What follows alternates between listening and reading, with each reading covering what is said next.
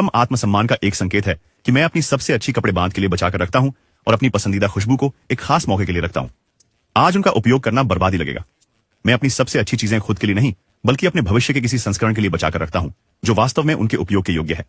और समस्या यह है कि मैं जिस जगह पर नहीं रहना चाहता उसमें फंसा हुआ हूं, कम से कम इसलिए कि आंशिक कारण मैं अपनी सबसे अच्छी चीजों का उपयोग नहीं करता। उस दिन जब मैं पार्क में टहलने गया तो मैं वैसे नहीं निकला जैसा कि मैं आमतौर पर करता हूं।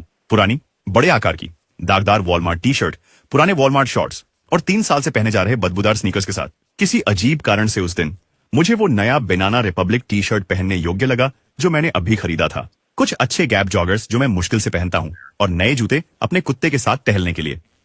और संयोग से पार्क में एक बहुत ही सुंदर महिला थी जिसके पास एक गोल्डन रिट्रीवर था।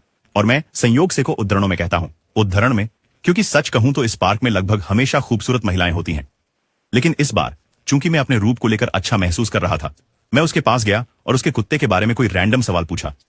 फिर मैंने पूछा कि क्या वह यहां कोई पेट फ्रेंडली रेस्टोरेंट्स जानती है, और हम सुशी के लिए बाहर गए और फिर कुछ अन्य जगहों पर भी गए।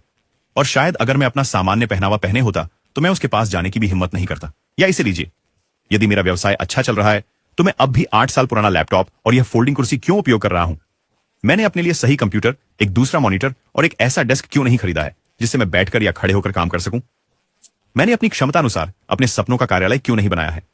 क्योंकि मैंने इसके बारे में सोचा है, लेकिन हर बार मैं खुद से कहता हूं मैं इसे बाद में करूंगा, मेरे भविष्य के संस्करण के लिए जो वास्तव में उस कार्यालय का हकदार है। और मुझे यह एहसास नहीं होता कि शायद मेरे लिए चीजें और भी बेहतर नहीं हो रही हैं क्योंकि मैं अपने पास सबसे अच्छा, अपनी पसंदीदा चीजें इस्तेमाल नहीं कर रहा हूं।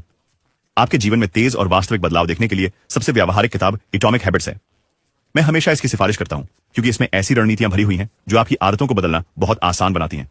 और जब ऐसा होता है तो आप बेहतर नींद लेते हैं, आपका मूड बेहतर होता है, आपके पास ज्यादा ऊर्जा होती है, तो आप काम बेहतर, शायद आप अधिक पैसे कमाना भी शुरू कर देते हैं। आप व्यायाम करना शुरू कर देते हैं, खुद का सम्मान करना और अधिक आकर्षक बनना। और यह कोई जादू नहीं है, यह सिर्फ आपकी आदतें हैं कुछ महीनों के साथ। अध्ययन जो आप सीखते हैं उसे लागू करें।